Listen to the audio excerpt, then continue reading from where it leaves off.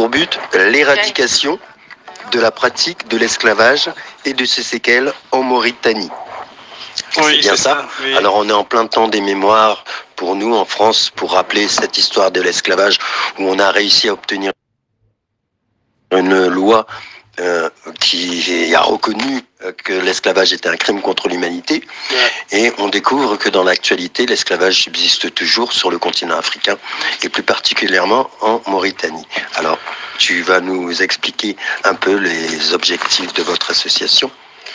L'association, c'est RMPS, c'est Association des ressortissants mauritaniens pour l'éradication des pratiques de l'esclavage et ses séquelles. Donc, on a mis France parce que c'est la section française. Il y a une autre section espagnole. Pourquoi cette structure associative? Parce que très longtemps, la question d'esclavage entre Africains a été occultée. Et dans les sociétés africaines, c'est des sociétés fortement catégorisées. Et généralement, on essaie d'expliquer ça sous le sceau de la coutume, sous le sceau de la répartition du travail. D'ailleurs, Cheikh Anta Diop le soutient ici. Mais sauf qu'au fur et à mesure... Comment Cheikh Anta Diop soutient? Pour Cheikh Anta Diop, les castes ne sont que la répartition du travail dans la société. Tel n'est pas mon avis. Et vous saurez tout de suite pourquoi. Et donc on a vu à chaque fois, il y a des frictions, il y a des tensions. Ici en France, notamment dans les caisses de village, parce qu'on organisait généralement dans ma communauté, la communauté Soniké, il y a des caisses de village. Et la gérance de ces caisses de village traduit l'injustice, traduit l'atteinte à la dignité qu'est ce système de castes. Et quand on parle des castes, il y a une caste d'esclaves. C'est ce que beaucoup de gens ne disent pas. Et l'esclavage dans nos communautés, ou sinon dans une communauté comme la nôtre, il est filial. C'est-à-dire, votre grand-père, votre grand frère, votre arrière-grand-père est esclave, ben, votre grand-père il est esclave, vous êtes esclave, vos enfants sont esclaves, vos petits-enfants sont esclaves. Ça va de génération en génération. Effectivement. Et donc ça commence à créer des frictions. Alors c'est depuis quand que cette histoire de caste revient sur... Je crois que ça revient en saillie en fonction de l'évolution des sociétés, en fonction de, pour ne pas dire l'occidentalisation des mentalités. Parce que la plupart des jeunes qui sont partis à l'école veulent l'expression de la pleine citoyenneté. Or, la réalité féodale, la réalité des castes, ou sinon la logique des castes, constitue un déterminisme de naissance, ou sinon fait la promotion du déterminisme de naissance. Et chez nous, il y a un fait divers qui a éveillé, qui était dans les années 95. Vous avez un ministre qui a été nommé, pendant 90 jours, il a été débarqué. Ça spéculait. On disait, il a été débarqué parce que il est d'extraction servile. Ça veut dire de voilà, génération. Voilà, c'est-à-dire des castes inférieures, on va dire, sinon d'appartenance inférieure. Et ça a révolté toute cette couche ou catégorie de la société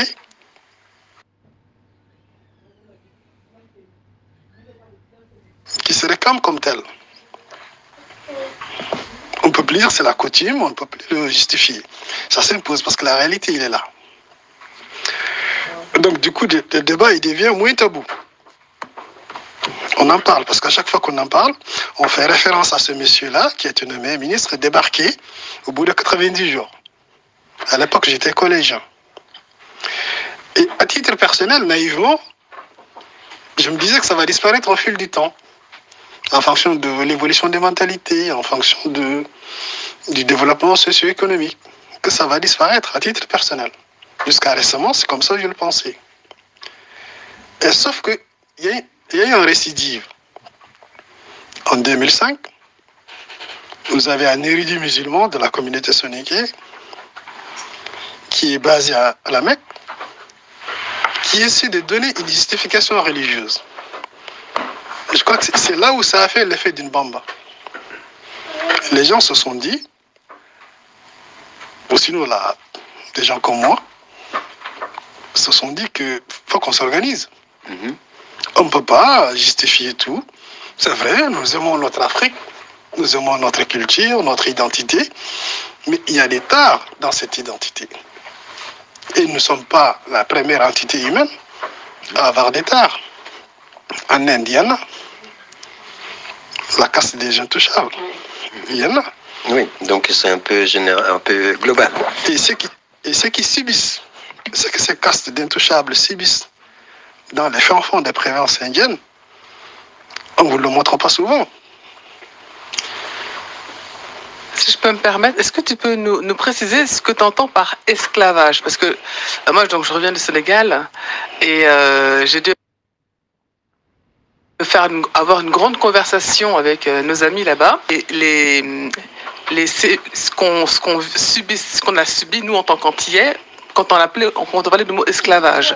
Et on me disait, non, on utilisait le mot travail forcé ou travail non rémunéré.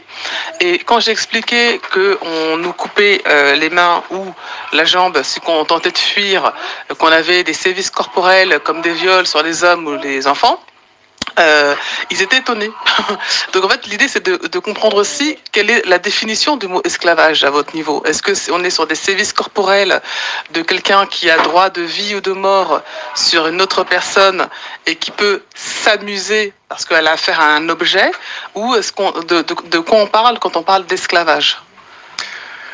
Vous savez, quand on prend déjà l'exemple de la définition de la société des nations, c'est-à-dire l'organisation qui existait avant l'ONU, pour moi, c'est une définition qui n'est pas complète. Parce qu'on ne prend pas en compte cette singularité de l'esclavage dont je parle tout à l'heure. Ces gens qu'on désigne esclaves, c'est-à-dire de la souffrance, du travail forcé, de l'humiliation, en est sorti une caste. Et c'est cette caste qui cause problème. C'est-à-dire que les gens, il y a des anecdotes aujourd'hui, c'est avéré, qui disaient que, à l'époque, dans ma communauté, je ne veux pas citer les autres communautés, pardon, je ne suis pas enrhumé. Je ne veux pas citer les autres communautés, mais je sais combien de fois c'est sensible chez nous. Je vais citer ma propre communauté. C'est pas très longtemps, c'est dans les années 40. La femme esclave, quand elle travaille dans le champ de son maître, elle creusait un trou pour enterrer le bébé à hauteur, pour qu'il ne dérange pas. Et c'est avec l'autorisation du maître que ce bébé est allaité. Là, je parle sur les ondes, là. Il m'écoute, tout le monde m'écoute. Donc, c'est pour dire que quand, au Sénégal, les gens disent que non, c'est du travail forcé, non rémunéré, non. Il fait de la chicotte. Un esclave récalcitrant avait un traitement. Comme on avait le traitement du code noir. Et c'était pas des petits tapes, hein. Non. Ça, c'est très loin peut-être. Et aujourd'hui? En 2020. En 2020, au Mali, il y a eu 4 pères de famille qui ont été assassinés. Juste parce que, refusant leur statut d'esclave, on demande des réparations devant les tribunaux. Ils ont gagné. Pour se mettre esclavagiste, il faut laver l'affront. Et la nuit du 1er au 2 septembre 2020, ils ont été massacrés. Pour ceux qui ont accès à notre site internet, je crois que tu vois notre site internet, vous pouvez le Mais tu pourras déjà l'annoncer pour que les gens se connectent. C'est www.gambanaro, c'est-à-dire Gambanaro, G-A-N-B-A-2-A-X-U-N-E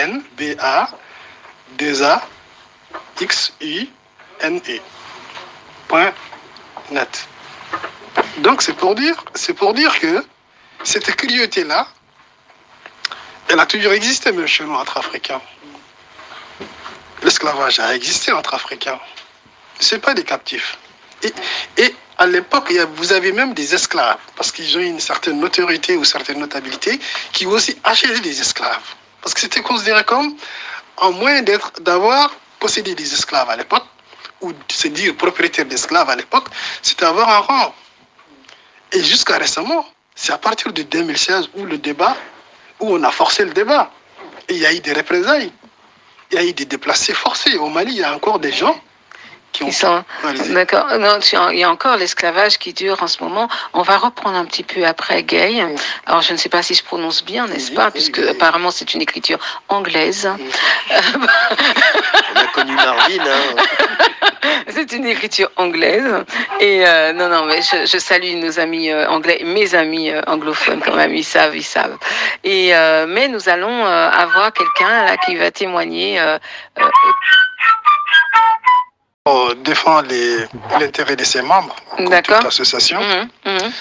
Et quand l'association a été créée, en 2010. D'accord. Elle a été créée ici? Ici en France, en 2010. Mais il y avait des associations partenaires là-bas. Ok. Qui sont créées, mais l'adhésion n'était pas effective. Parce qu'il y avait une réticence. Oui.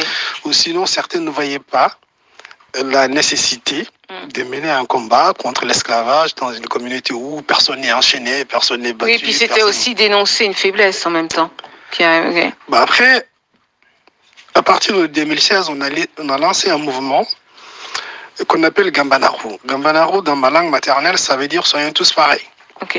En bon français, on peut dire égalité pour tous en dignité, en droit et devoir. Et c'est avec ce mouvement qu'il y a eu une adhésion massive, que les gens ont compris les travers de certaines pratiques coutumières ou certaines assignations coutumières. Et nous, ce qu'on a fait, en fait, quand ceux qui sont d'extraction servile ont adhéré à ce mouvement, il y a eu des représailles. C'est à ce niveau que nous avons créé une veille judiciaire. Alors attends, ça veut dire que des personnes ici, sur le territoire hexagonal, ont adhéré à ton association, à votre association à tous là, et ils ont eu des représailles? Ils ont eu des représailles au pays. Ah d'accord. Okay. Parce que dans nos communautés, généralement dans les provinces, les terres appartiennent à la féodalité, pour ne pas dire à la noblesse. Ouais. Donc, étant donné que tu ne te considères plus esclave, et que le lopin de terre que tu cultives, tu l'as hérité de ton père, offert par son maître, parce qu'il était esclave. Du moment que tu veux couper ce lien-là, et pour eux, tu perds tout. Voilà. Donc, ils reprennent la terre? Ils reprennent la terre. Okay. C'est là où on va... Mais qui reprend la terre? C'est les maîtres. Le maître qui t'a donné la terre? Le maître qui a donné la terre à ton père, parce que ton père, lui, il vit plus. Le maître non plus, à mon avis. Voilà. Donc, non, mais le maître non plus. Ses enfants, alors? Ses enfants vivent, c'est que des enfants vivent. D'accord. Comme toi, ton père qui est esclave ne vit pas, mais toi, tu vis. D'accord. Donc, de deux côtés, chacun a hérité, l'autre des privilèges, mais l'autre peut-être de l'humiliation, ou sinon peut-être de... Voilà. Donc, c'est à ce niveau qu'on va rentrer dans la judiciarisation de la chose.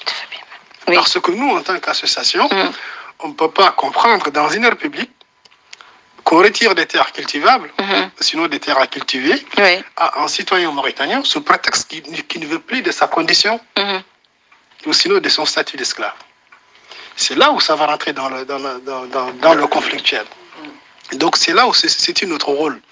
Notre rôle à nous, c'était d'engager des avocats, chercher des avocats militants, parce que ça coûte énormément cher, très cher. Et le conflit s'est déplacé ici à l'Hexagone. Parce que on a des militants quand même qui se font agresser. Le 15, j'étais au commissariat qui est à côté des gares de Lyon pour aller voir un de mes membres qui a été agressé. Ici? Ici, en France. Tu veux dire qu'il y a des milices ici Ah ouais. Je ne sais pas si c'est des milices. Bon, moi j'appelle ça milice, parce que si on a... Il s'est fait agresser, juste parce qu'il est adhérent de mon mouvement. D'accord. Et ça, c'est tous les 15. Et toi, tu ne te fais pas agresser? D'accord. Pour le moment, non. Pour le moment. Voilà. Donc, mais c'est à ce niveau que nous, voilà, nous, on essaie d'intervenir. Et pas qu'à ce niveau. Après, il y a eu des gens, après avoir adhéré, pardon, au mouvement Gambanaru, et qui ont perdu leur boulot, qui ont perdu leur travail. Et de ce côté... Non, en Mauritanie. Oui, d'accord. Mauritanie. Donc, du coup, et nous, qu'est-ce qu'on fait? On essaie de leur offrir des formations en fonction de notre capacité financière ou des soutiens ponctuels. Parce qu'on n'a pas trop de moyens. Donc, c'est là où se situe notre niveau. Après, nous avons créé des émules. Au Mali, au Sénégal et en Gambie, vous avez aujourd'hui des associations déclarées qui luttent ouvertement, sans complexe, contre cette pratique-là. Ça, c'est l'effet de ce mouvement que nous avons lancé le 5 octobre 2016. D'accord. Et avant, les associations qui existaient, ils étaient moribonds. Parce que la peur était là, parce que le poids psychologique était là. Parce qu'il y avait des sujets, vous les abordez, vous êtes accusés d'atteinte à la paix sociale, d'atteinte à la concordance des provinces ou des villages. Donc, moi qui vous parle aujourd'hui, dans la communauté sénégalaise, je suis une des figures les plus détestées.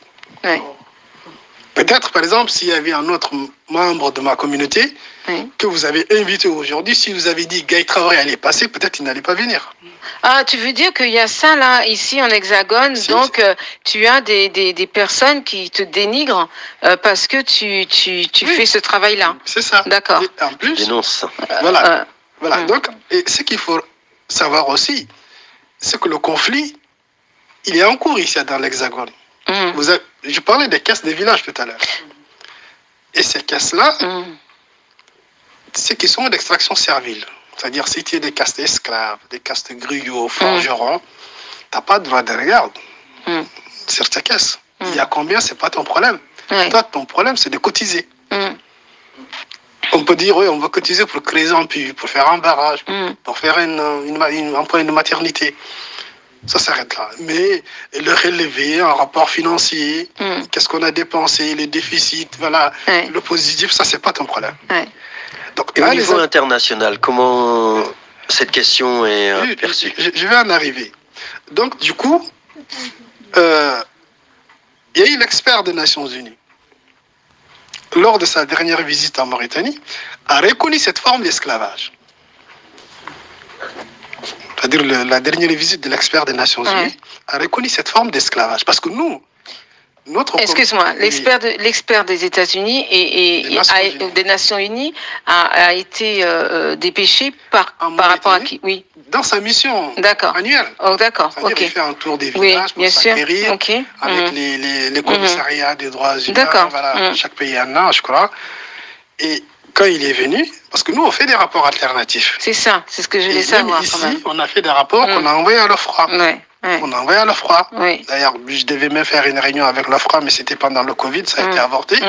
C'est pour dire que nous sommes dans l'offensif. C'est-à-dire qu'on ne se contente pas de notre récépissé ou de notre entre-soi.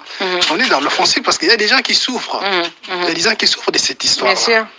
Donc, dans les caisses des villages aujourd'hui, compte tenu de cette pratique-là, compte tenu de cet esclavage par ascendance, beaucoup de caisses des villages sont sous tutelle. Parce que la gestion elle est opaque et discriminante. Il y a des caisses de villages où la noblesse dit carrément nous préférons mettre cette caisse sous tutelle que d'avoir dans l'exécution d'origine esclave. Parce que pour eux, ça a toujours existé comme ça.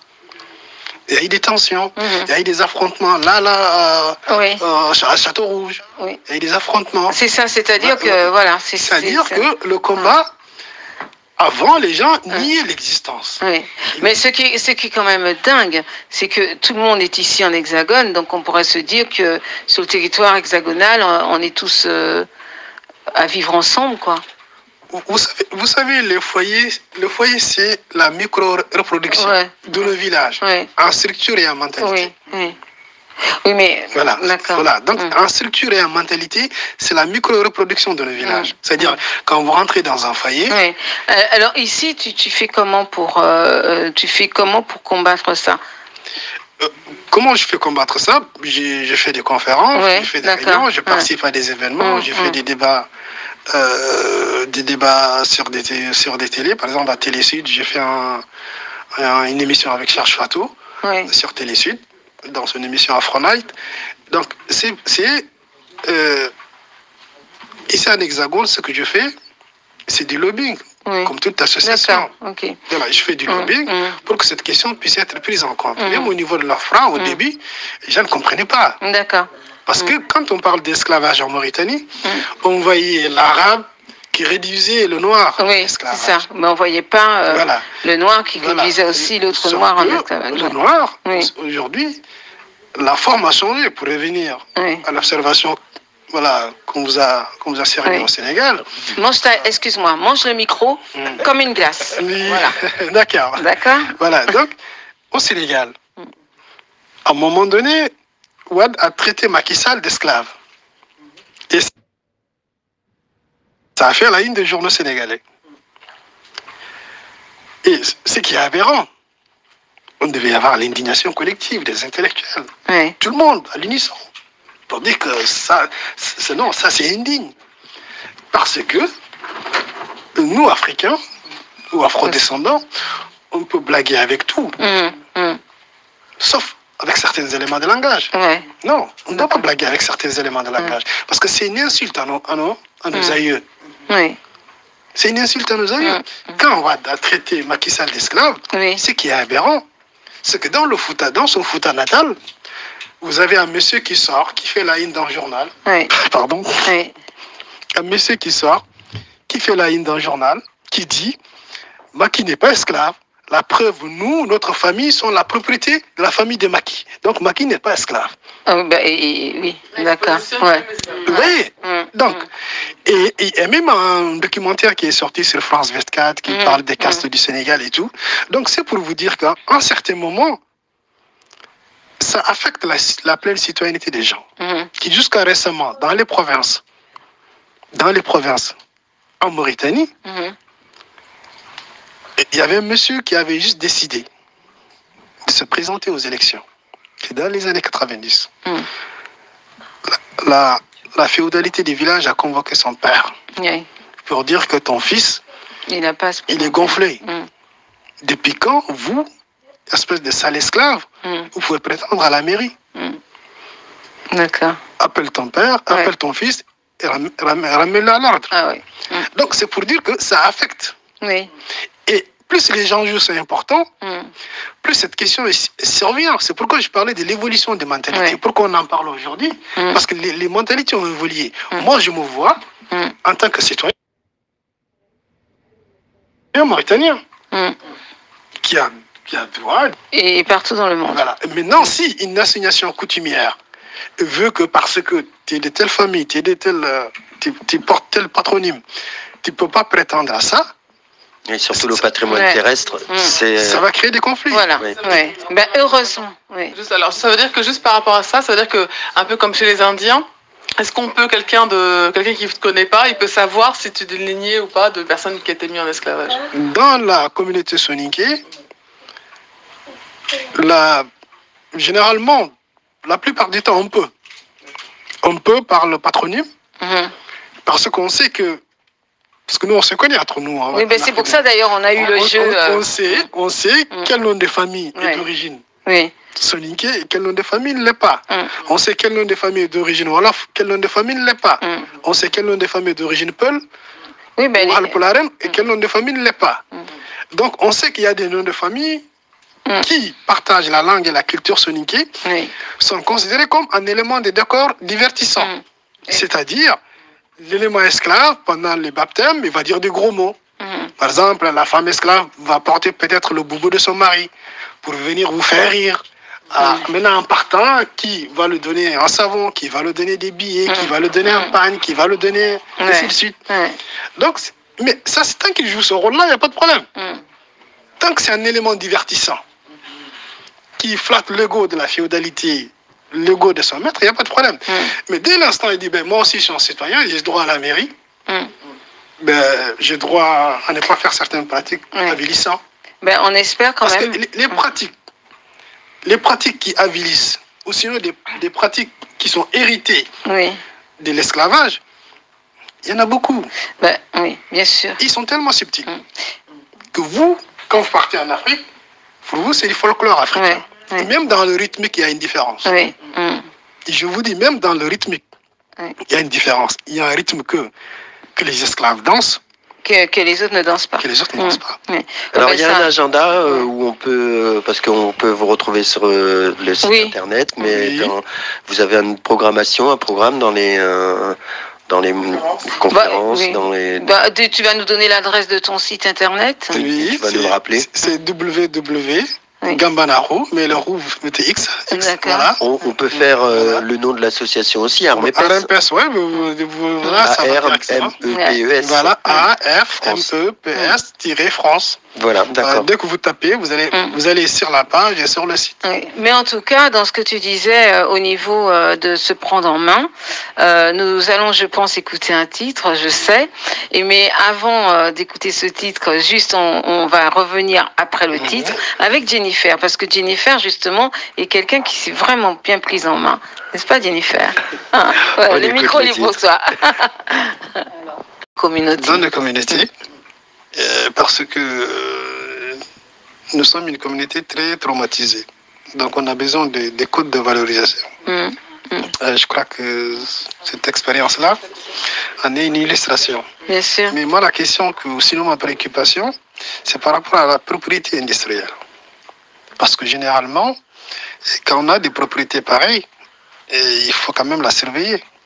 Il ne faut pas qu'elle soit usurpée. Oui, c'est pour ça que j'ai déposé. Est-ce que votre produit, est-ce qu'il est juste protégé au niveau de l'Europe ou au niveau international? Juste au niveau de l'Europe, ouais, pour l'instant. C'était- Parce qu'après, il faut avoir le budget, le moyen. Voilà, Ben oui, c'était ça. C'est un coût, ouais. Voilà. Juste la petite parenthèse de droit, parce que j'ai fait du droit. Ça ne sert à rien, si on n'a pas le budget de vouloir protéger au niveau monde, parce qu'en fait, après, ce sont des tribunaux internationaux. Exactement. Et en fait, on va dans des histoires Ouais. impossibles. Ouais. Donc, si on n'a pas le budget à la base, ça sert à rien de s'amuser Non. avec ça. Autant déjà le faire là où on est. Oui. Et c'est déjà se donner les moyens d'avancer. Oui. Oui, moi j'avais juste une question. Est-ce que c'est vendu uniquement en France ou on peut le retrouver un peu partout? Pour l'instant, en France. En France. Ben, en fait, Comme tu je- le vends par Internet. Sur Internet et lors des événements, en fait. Ben, je sais pas, disons que je suis américaine. Hein.